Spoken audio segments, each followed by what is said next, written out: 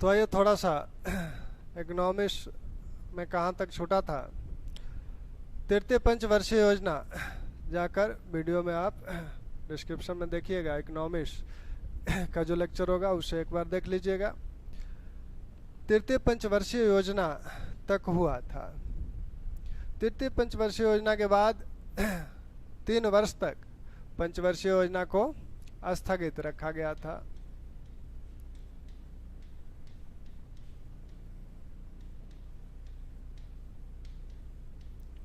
तीन वर्षों तक ये वार्षिक योजनाएं चली थी और इसी वार्षिक योजना के दौरान भारत में प्रथम हरित क्रांति देखने को मिली थी।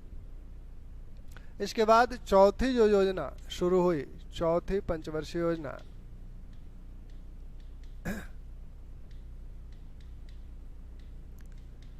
(1969) से 74 तक। इस योजना का जो लक्ष्य है, उद्देश्य है, वह क्या है? आत्मनिर्भरता के साथ, स्थिरता के साथ विकास की बात यहाँ कही जा रही है। तो स्थिरता के साथ विकास की बात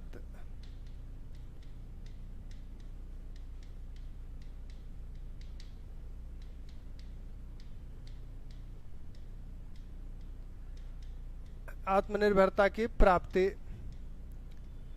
अब इस स्थिरता के साथ आत्मनिर्भरता की प्राप्ति के लिए आवश्यक है कि कृषि पर भी समुचित बल दिया जाए।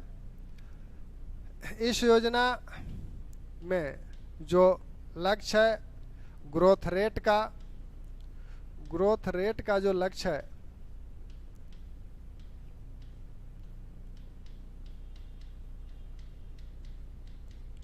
वो है आपका 5.7%। प्राप्ति हुई 3.3%। प्राप्ति कितनी हुई ग्रोथ रेट की? 3.3%। काल कब से कब तक का है? 69 से 74 तक। इस दौरान यह किस मॉडल पे आधारित है? तो मॉडल पे आधारित है गाडगिल, अशोक रुद्रा, लियोनटिफ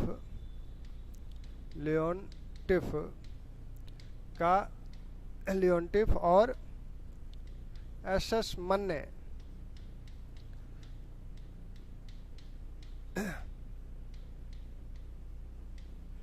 के इतने मॉडल इस योजना में है। अगर इनमें से किसी का नाम लिया जाता है वो किस योजना से संबंधित है, तो वो चौथी पंचवर्षीय योजना से संबंधित है। वो गाडगिल का नाम लिया जाए, या अशोक रुद्रा का नाम लिया जाए, या लियोनटिफ का आगत निर्गत मॉडल का नाम लिया जाए, या एस मन्ने का नाम लिया जाए, तो ये चारों लोग इस योजना से संबंधित हैं। तो इनमें से किसी एक का नाम लेकर ये पूछा जा सकता है कि ये किस योजना से संबंधित है, यानी इनका मॉडल किस योजना में अपनाया गया था।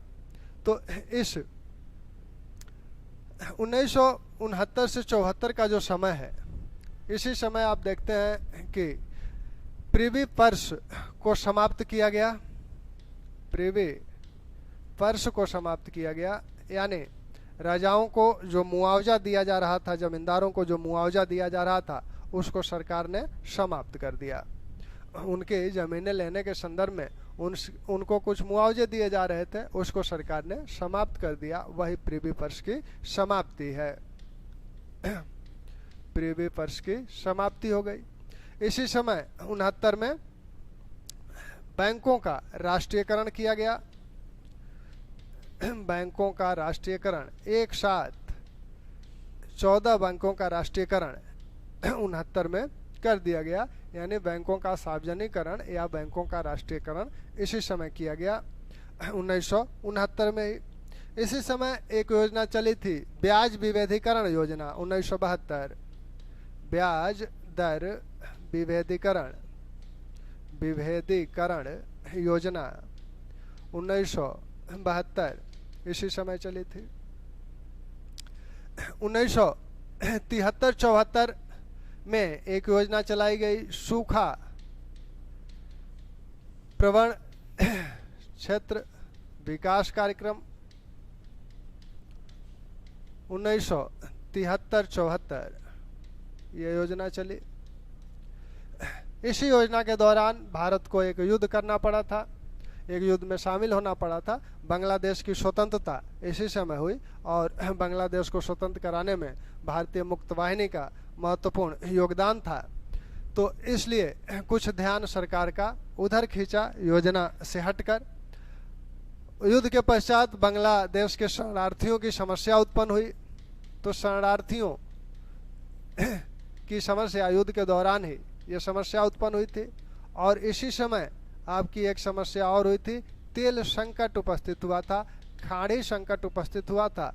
खाड़ी देशों में युद्ध प्रारंभ हुआ था, जिससे वो उन लोगों ने क्या किया कि जो तेल उत्पादक देश हैं अपेक, उन लोगों ने उत्पादन क्षमता को कम कर दिया, इसलिए तेल के मूल्य महंगे हुए और तेल संकट उपस्थित हुआ। यानी हमारा आयात जो आयात है वो भी बढ़ जाएगा और हमारी विदेशी मुद्रा का तेल के निर्यात में खर्च भी बढ़ जाएगा। तो इससे थोड़ी सी समस्या उत्पन्न हुई और आपका ग्रोथ रेट सिर्फ 3.3 प्राप्त हो सका। ठीक। तो चौथी पंचवर्षीय योजना के बाद हम लोग आए पांचवी पंचवर्षीय योजना पर। पांचवी पंचवर्षीय योजना का काल क्या होगा? पांचवी पंचवर्षीय योजना का काल होगा 1974 से 79 होना चाहिए, लेकिन होगा नहीं। कितना होगा आप जानते हैं, ये 78 तक कार्य करेगी। ठीक। डीपी धर योजना आयोग के उपाध्यक्ष हैं, तो उन्हीं का प्रभाव इस योजना पे है, इस योजना के मॉडल पर। योजना का मुख्य उद्देश्य क्या है? योजना का मुख्य उद्देश्य है आपको क्या करना? योजना का उद्देश्य है गरीबी निवारण के साथ आत्मनिर्भरता की प्राप्ति। गरीबी उन्मूलन और आत्मनिर्भरता की प्राप्ति। गरीबी उन्मूलन और आत्मनिर्भरता की प्राप्ति इस पांचवी पंचवर्षीय योजना का उद्देश्य है। लक्ष्य जो निर्धारित किए गए, जीडीपी ग्रोथ रेट का लक्ष्य, ग्रोथ रेट का जो निर्धारित किया गया है, यह आपका 5.5 है। प्राप्ति कितनी हुई? 4.9%। प्राप्ति हुई 4.9% और लक्ष्य निर्धारित किया गया था 5.5% का। योजना चल रही है 74 से 78 के बीच में। 78 के बीच में क्यों चल रही है? क्योंकि इस पंचवर्षीय योजना को जब जनता पार्टी सरकार 77 में सत्ता में आई, तो उसने इस पंचवर्षीय योजना को 1 वर्ष पहले ही समाप्त घोषित कर दिया। 1 वर्ष पहले ही समाप्त घोषित कर दिया, समाप्त घोषित कर दिया।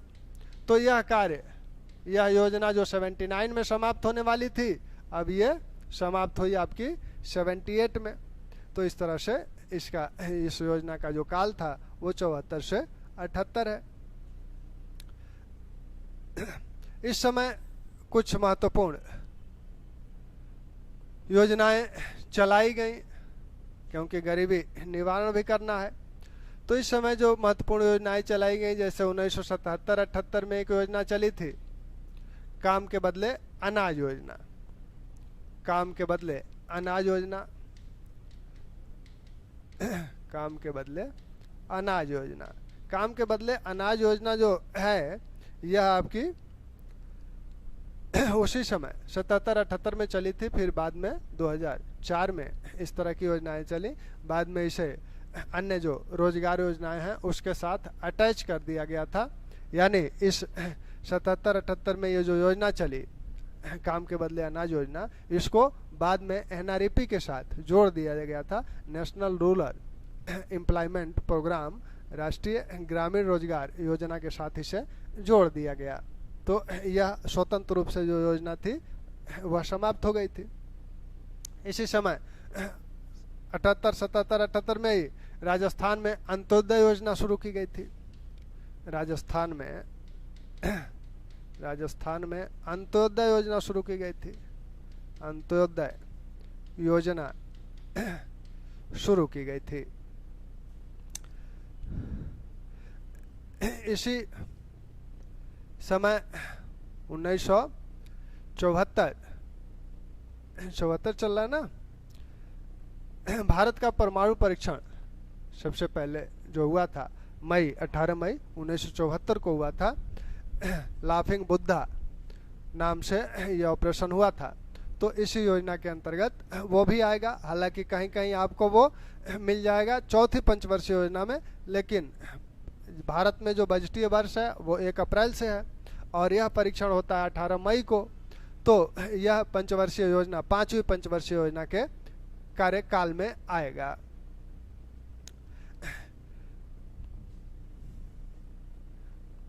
Command area development programme, command area development programme इसी योजना के तहत चलाया गया। कमांड एरिया डेवलपमेंट प्रोग्राम भी 5वीं पंचवर्षीय योजना के तहत ही चलाया गया। तो ये 5वीं पंचवर्षीय योजना की कुछ प्रमुख घटनाएं हैं। 6वीं पंचवर्षीय योजना जो आपकी है, 6वीं पंचवर्षीय योजना अभी नहीं शुरू हो रही है क्योंकि 78 में यह समाप्त की गई। तो 1978 से 79 तक पहली 6वीं पंचवर्षीय, देखिए 6वीं पंचवर्षीय योजना 2 बार चलाई जाती है, लेकिन मूल रूप से जो 6वीं पंचवर्षीय योजना मानी जाती है औपचारिक रूप से वो है 1980 से 85। 6वीं पंचवर्षीय योजना औपचारिक रूप से जो है वो है 1980 से 85। लेकिन जनता पार्टी सरकार ने 6वीं पंचवर्षीय योजना को 1978 से और 83 के लिए शुरू किया था। और यह आपकी आप से पहले भी चर्चा हो चुकी है। यह अनवरत योजना थी, रोलिंग प्लान, अनवरत योजना थी, यानी रोलिंग प्लान था।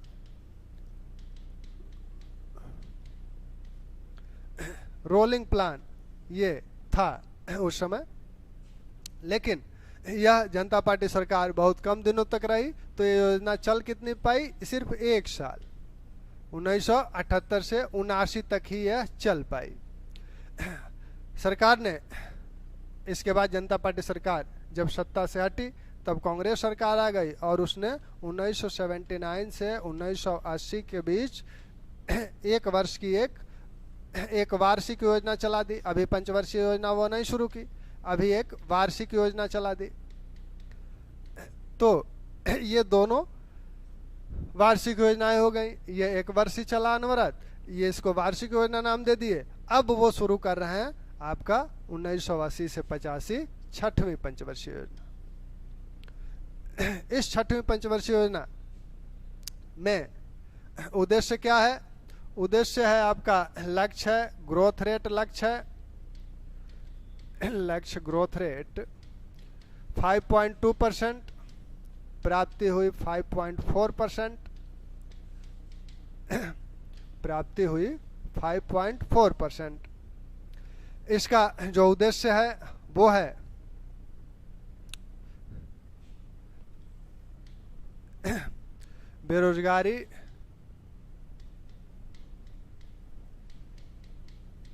बेरोजगारी की समाप्ति और गरीबी निवारण प्लस गरीबी उन्मूलन, गरीबी निवारण या उन्मूलन। इसी योजना में गरीबी और बेरोजगारी निवारण संबंधी अनेक योजनाएं चलाई गई। यही योजना है जिसमें अनेक योजनाएं गरीबी और बेरोजगारी संबंधी चलाई गई और गरीबी हटाओ का नारा इसी योजना के तहत दिया गया था। गरीबी हटाओ का नारा इसी योजना के तहत दिया गया। और हालांकि यह नारा 1971 के चुनाव में ही इंदिरा गांधी द्वारा राजनीतिक रूप से दिया गया था, लेकिन योजनागत रूप से यह नारा मुख्य उद्देश्य बना 6वीं पंचवर्षीय योजना का। इस योजना में जो प्रमुख परियोजनाएं शुरू की गई उसमें आपका IRDP है, NREP है,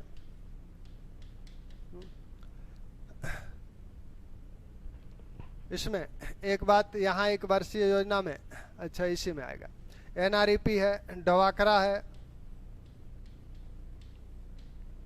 इस एक वर्षीय योजना में एक योजना चली थी, उसका ध्यान रखिएगा, ट्राइसेम। ट्राइसेम तो ये NREP, IRDP, डवाकरा, सिट्रा, इस तरह की योजनाएं यहाँ चलाई गई 1980 83। IRDP India integrated rural development programme, समन्वित ग्रामीण विकास कार्यक्रम। NREP national rural employment programme. ये डवाकरा जो है rural area women childhood development programme.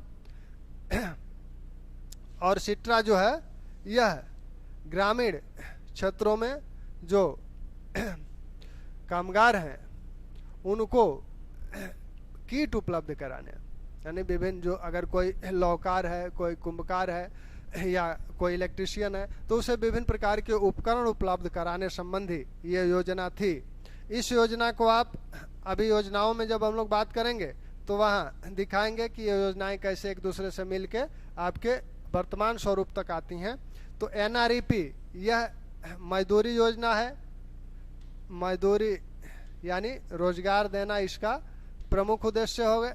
यह इसका उद्देश्य स्वरोजगार देना है।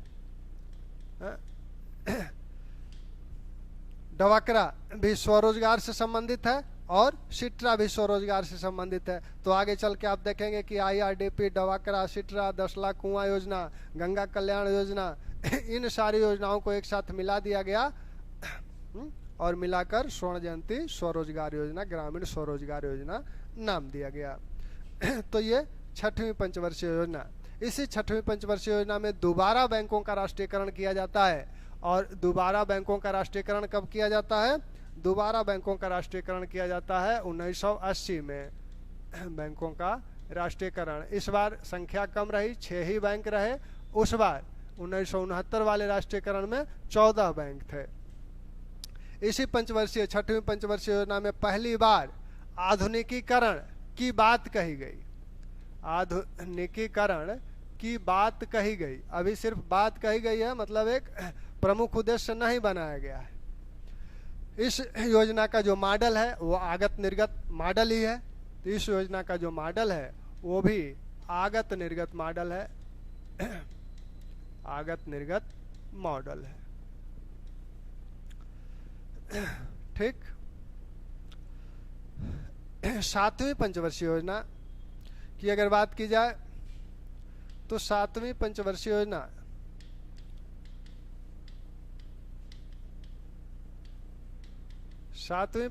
योजना कब से चलेगी? ये चली थी 1985 से। तो ये हो गई आपकी 1985 से 90। 1985 से 90 7वीं पंचवर्षीय योजना चली। इस योजना का प्रमुख उद्देश्य आधुनिकीकरण है। आधुनिकीकरण। इस योजना, हालांकि कृषि पर भी इसमें बल दिया गया। इस योजना का जो मॉडल है वस्तु मजदूरी मॉडल, वस्तु मजदूरी मॉडल पर आधारित यह योजना थी। इस 7वीं पंचवर्षीय योजना के दौरान ही भारत में सबसे पहले उदारीकरण की बात की गई। उदारीकरण की बात कैसे की गई उसको ऐसे देखिए। 1969 में कौन योजना चल रही थी? 1969 से 75 आपकी चली थी। 1969 से 74 5वीं चली थी, 4थी चली थी। इसी 1969 से 74 में 1969 में एक अधिनियम पारित किया गया था, MRTP अधिनियम। इस MRTP अधिनियम का मतलब ये था कि जो उद्योगपति है वह उद्योग कोई भी ऐसा नहीं हो कि 2-4 उद्योगपति ही मिलकर भारत के सभी उद्योगों पर एकाधिकार स्थापित कर लें। इस एकाधिकार को रोकने के लिए यह MRTP अधिनियम, एकाधिकार अधिनियम लागू किया गया था और इसमें यह कहा गया कि 20 करोड़ से अधिक अगर किसी उद्योग में निवेश करना है तब आपको उसके लिए सरकार से अनुमति लेनी होगी। हालांकि इसमें सरकार से अनुमति लोगों ने गैर रूट से प्राप्त कर ली थी, लेकिन नियम ये था 20 करोड़ से अधिक आपको पूंजी निवेश करना है कहीं भी, किसी या तो आपका जो उद्योग किसी जैसे दवा उद्योग है तो आप दवा सेक्टर में कार्य कर रहे हैं, दवा सेक्टर की दूसरी कंपनी में आप उसी सेक्टर की में दूसरी कोई कंपनी स्थापित करनी है तो भी, या आप चाहते हैं कि दवा सेक्टर से अलग किसी सेक्टर में हम कोई कंपनी स्थापित करें तो भी, क्योंकि इन दोनों तरीकों से ये हो जाएगा कि 1-2 उद्योगपतियों का ही पूरे दवा व्यापार पर एकाधिकार हो जाएगा, या ऐसा हो सकता है कि एक ही उद्योगपति के कई क्षेत्रों पर एकाधिकार हो, वो कपड़ा की भी प्रमुख मिले उसी की हो, दवा की भी प्रमुख मिले उसी की हो, तो यह देश के हित में नहीं होगा, इसलिए इसको प्रतिबंधित किया गया।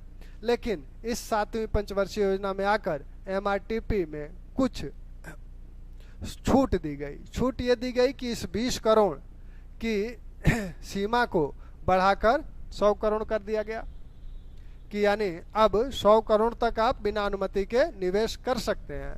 और ये कहा गया कि जिन जिलों में जो औद्योगिक रूप से पिछड़े जिले हैं वहाँ ये भी शर्त नहीं रहेगी, यानी वहाँ आप शर्त फ्री होंगे। तो इसलिए कहा जाता है कि यहाँ उदारीकरण को अपनाने का पहला प्रयास 85 से 90 में ही किया गया, यानी यहाँ पर क्या किया गया कि आपको MRTP एक्ट में छूट दी गई।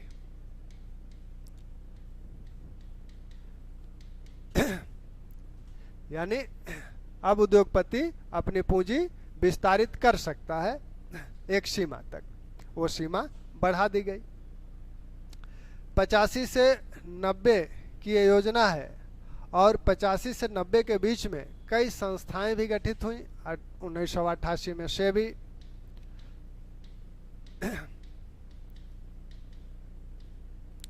का गठन हुआ। 1990 में सीट भी आई, लेकिन वो वार्षिक योजना में आई। इस समय 85 में, इसी 85-86 में इंदिरा आवास योजना की बात की गई। इस इंदिरा आवास की योजना जो थी, इसी समय एक योजना आई थी RLEGP, rural landless employment guarantee programme. 1983 में ये प्रोग्राम आया और इसी प्रोग्राम के एक अंग के रूप में इंदिरा आवास योजना को लाया गया। तो एक तरह से इंदिरा आवास योजना इसी समय इसी 7वीं पंचवर्षीय योजना के तहत आती है। तो इसकी बातें हम लोग, इसके बाद पंचवर्षीय योजना जब ही समाप्त होगी तो गरीबी एवं बेरोजगारी निवारण जो योजनाएं हैं उन योजनाओं को करेंगे, एक सीक्वेंस के साथ करेंगे कि किस योजना, जैसे ये RLEGP आई, RLEGP ही आपको चल के JRY बन गई 89 में। इसी समय 89 में ही JRY शुरू हुई, जवाहर रोजगार योजना, और इसी समय आपकी नेहरू रोजगार योजना NRY भी शुरू हुई। फिर ये योजनाएं कैसे यहाँ तक आई, इनकी चर्चा उस समय होगी। ठीक, तो ये 7वीं पंचवर्षीय योजना तक को हम लोग कर लेते हैं। इकोनॉमिक्स छूट रहा है, मैं समझ रहा हूँ, बहुत गैप हो जा रहा है इकोनॉमिक्स में, लेकिन अब गैप नहीं होगा, इसको कंटिन्यू करके हम लोग पूरा करेंगे। कल सभी योजनाएं पूरी हो जाएंगी। अब 9, 10, 11, 12 बची हैं तो उनको पूरा कर लिया जाएगा। ठीक, धन्यवाद।